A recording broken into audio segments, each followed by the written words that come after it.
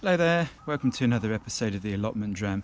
This is a series of short videos where we sit, talk about different whiskies in the surroundings of our North London allotment. And as you can see, I'm properly rugged up today. You join me on a really cold, frosty day. It's the first time I've seen frost up here, since sort of January or February time. So yeah, properly rugged up. And really up here just to pick a few things. Firstly, got some of this charred red spinach here. Also, nice handful of this kale as well.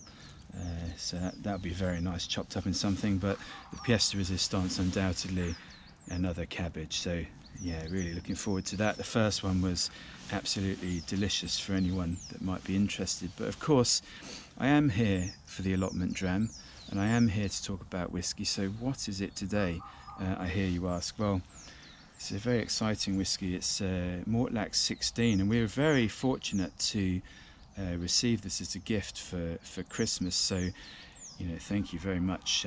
It's a very, very fine gift. But what can I tell you about Mortlach?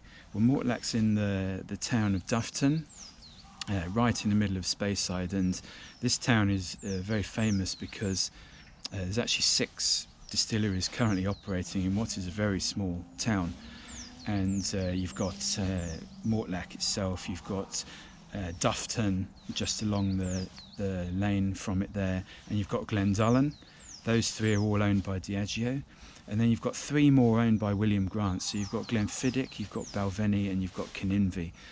But it's also been the site of, there's some other distilleries that you can see hints of, or more than hints of in some cases, So 3 more immediately that I can think of. That's Conville Moor. You can still see the warehouses and the kiln there.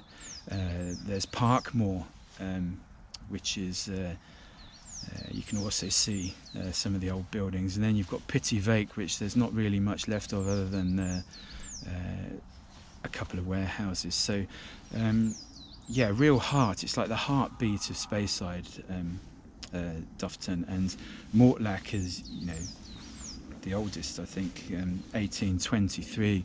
It's been there, and yeah, so here we are, 1823. They do, you see on here it says 2.81 distillation, and quite frankly, they've got quite an interesting still setup there, and it's been explained to me a number of times, but I still don't quite understand it, to be honest. So if anyone can, then let me know. But I think without further ado, should we try this? So this is the 16 years old. This actually replaced, there's a very sort of quite a cult classic 16 years olds, which was very heavily sherry cask. I mean, it was almost black, to be honest, the old bottling of it.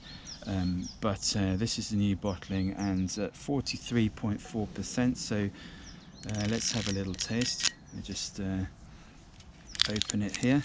Very nice touches. So you've got George Cowie's crest there. Oops, the wrong way. I think it's the wrong way around. Anyway, it's also known as the Beast of Dufftown, which you'll see kind of emblazoned around, and also on the box. So let's open it.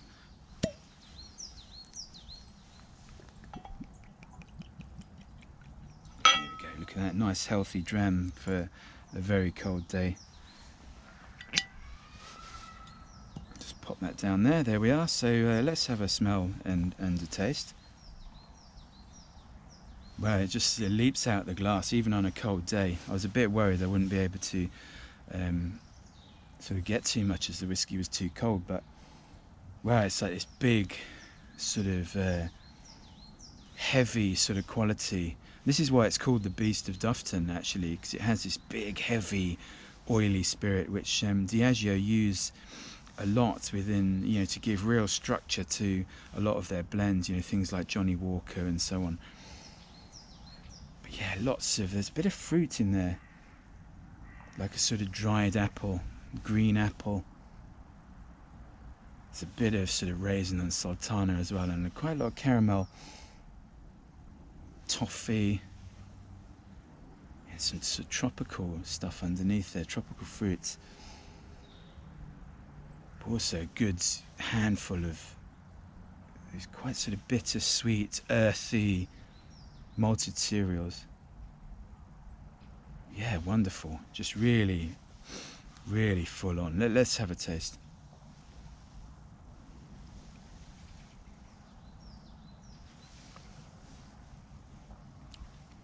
Yeah, and that, it makes you smile because that sort of heaviness, that richness really carries on to the palate. So it's very mouth coating actually.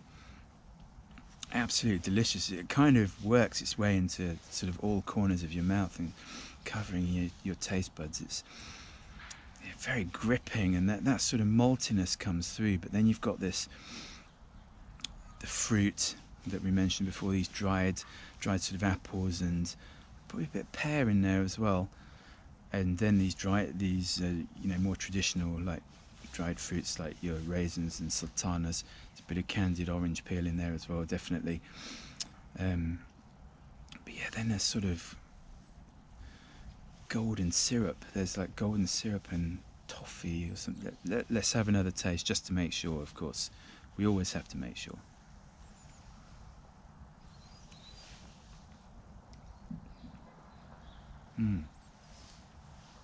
Definitely some golden syrup, and there's almost, just this second time round, there's this really interesting, it's almost like an apricot jam sort of note. And underneath there's this, as I say, there's this sort of malty cereal note. But there's also something a bit more savoury, a bit sort of bolder. It reminds me a bit of,